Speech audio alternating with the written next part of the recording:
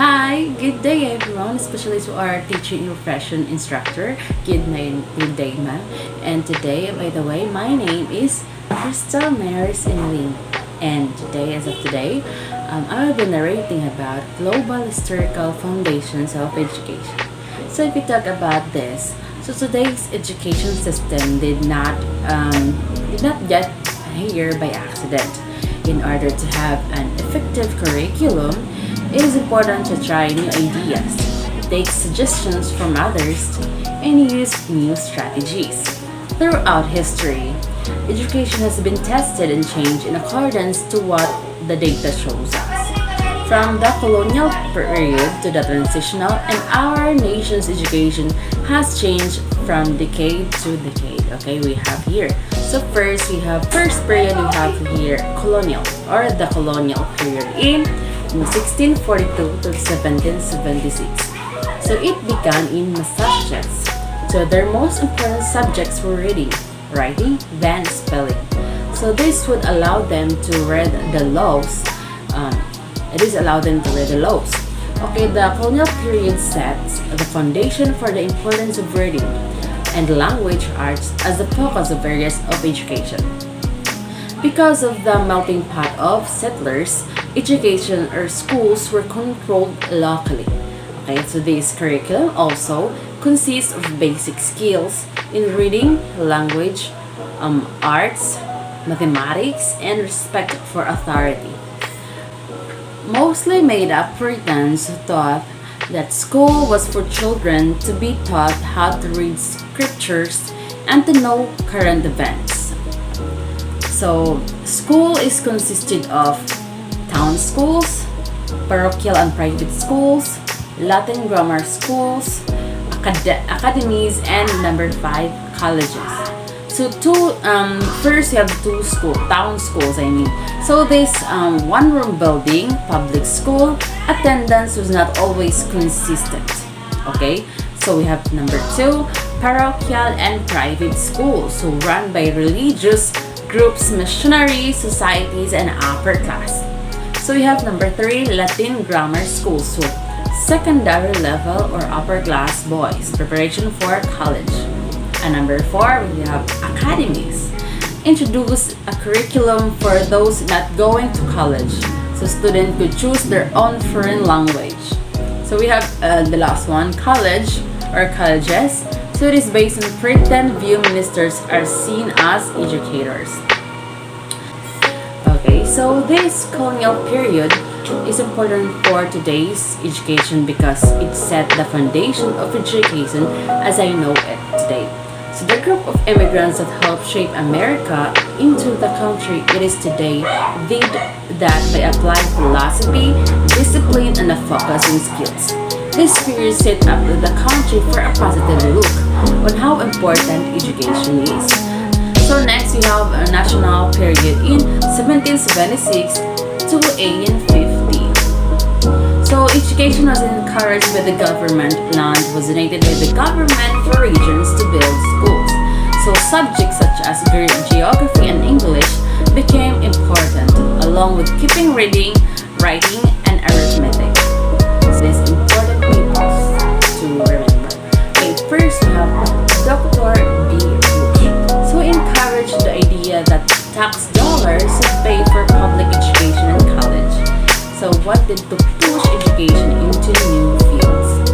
We have second one, Thomas Jefferson. So this he believed that education should be available to all classes or families. Suggested scholarship for those that could not afford education. We have Anne Webster. Third is Anne Webster. Pushed for independence in education, or wanted the United States to have their own language, concentrated on learning and thinking about their own ideas. And we have here the last one, W. McGuffey. So he believed in hard work, loving your country, and commitment.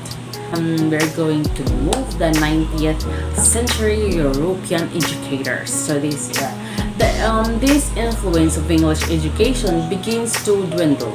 So you have here new practices emerge. Pestalozzi, he is a Swiss educator helped reform, viewed education as based in human development, and suggested we learn by hands-on activities. Pestalozzi came up two methods, the general and special. So general, or these are students that understand the content after it is presented. And number two, special, students that did need in different approaches in order to understand the content. We have Froebel, a German educator. So developed the idea of kindergarten. Children will learn through play, and learning environment is very important. Froebel said school should be a place that students grow naturally. So he said that. We have here the universal education. So focus on equality and independence. So all students were important, and in order to grow as a nation, education is vital. So this era brought establishments of school districts. So this is still important to education today because it is sectioned up so that each district is monitored by that district committee. So this belonging to a district is important because it is not only a place to go for resources, but it is also a support group to lean on. We have here typing schools. First, monitorial, or high achieving students instruct lower achieving students. And second, common. Towns have a common school board or districts. So third, elementary.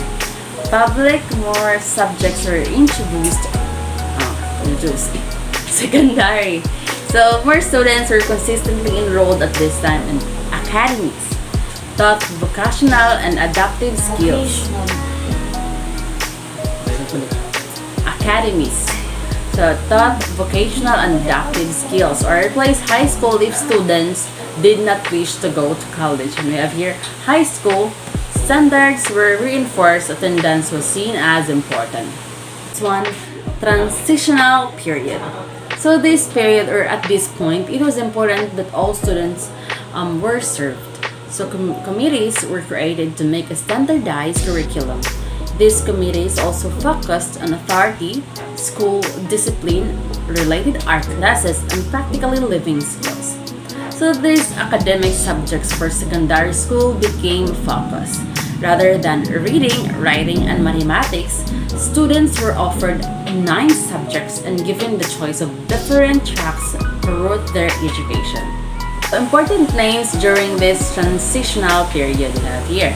Dewey, or he emphasizes in science.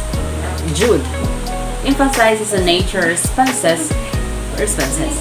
Third, Kilpatrick, or design curriculum to challenge students, and Rack and Caswell curriculum can be designed by specialists. In the transitional period, the purpose of education was that each student would grow and learn the rules of society in order to be a productive citizen. I still consider this a purpose of education. We cannot get to where we want to be if we are not willing to take a step and learn new information. So training students to appreciate education at an early age is very important. Thank you.